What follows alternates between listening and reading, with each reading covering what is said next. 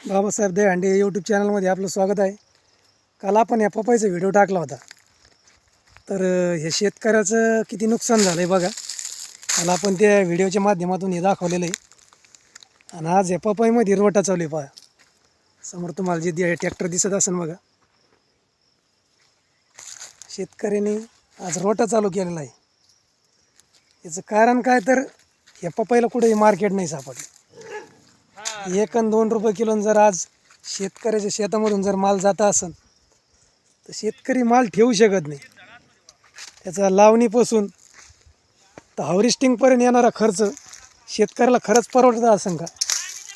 आज या शेतकऱ्याला किती लाख ते 2 लाख रुपये खर्च झालेला आहे. आणि शेतकऱ्याच्या पदरात काय पडलं आहे बघा, काहीच नाही. आज आपण मोसंबीचा विचार केला तर मोसंबीला मार्केट नाही, केळीला मार्केट नाही, त्यानंतर कांद्याला पण मार्केट भेटलं नाही. म्हणजे कोणतंही पीक लावायचं म्हटलं तर त्याच्या लावणीपासून तर काढणीपर्यंत लाखो रुपये खर्च येतो. शेतकऱ्याला ते खरोखर माल परवडतं का?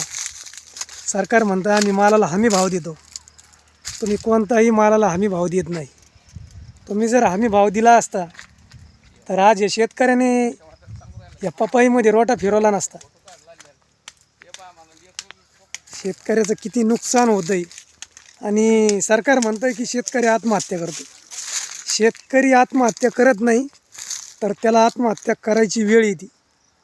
कारण त्या मालाला भाव भेटत नाही. शेतकऱ्याचं कर्ज कसं फिटन, मुलीचं लग्न कसं होईल, मुलांचं शिक्षण कसं होईल.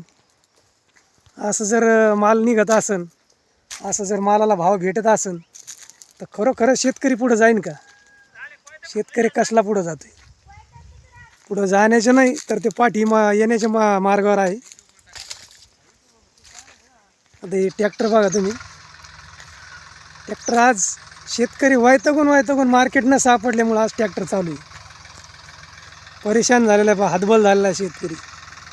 उन्हाळ्यामध्ये याची लागवड झाली होती आणि आता दिवाळीच्या नंतर नोव्हेंबरमध्ये याच्या एप्रिल महिन्याची लागवड आहे बघा. एप्रिल महिन्याची लागवड आहे, नोव्हेंबरमध्ये लगेच याच्यात रोटा मारून राहिले. आणि जर मार्केट सापडला असतं तर माल ठेवला असता ना, पण मार्केटच नाही. व्यापारी येतो इथं मालाची किंमत करतो, 1 रुपये किलो द्या, 2 रुपये किलो द्या. खरंच माल परवडतो का शेतकऱ्याला द्यायला? त्यांनी लाखो घालायचे आणि रुपये जमा करत बसायचा. शेतकरी खरंच माल ठेवीन का? रडण्याची वेळ आली. एक तर पावसाने परेशान झालेला आहे पहिला शेतकरी. काय तुम्ही कसं रोटा चालू आहे. एखाद्या झाडावरती जरी